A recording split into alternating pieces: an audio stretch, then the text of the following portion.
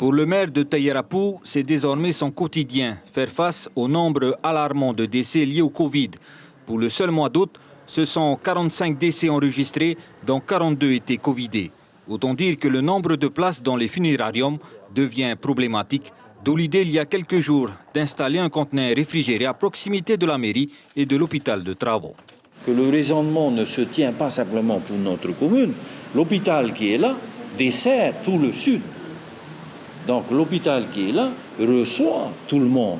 Donc nous aussi dans notre raisonnement, si au départ on appelle ça le privilège discriminatoire, on va choisir que nos personnes, mais malheureusement on est ouvert un peu à tout.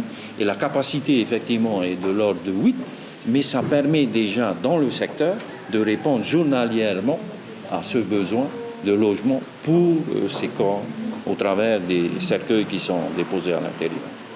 Et pour beaucoup de familles de la presqu'île, ce conteneur est une aide non négligeable en cette période difficile, surtout pour celles en difficulté financière. En effet, la mise à disposition n'engendre aucun frais. Depuis le Covid, il y a eu des pertes d'emploi. Donc il y a des familles qui sont sans emploi et sans revenus.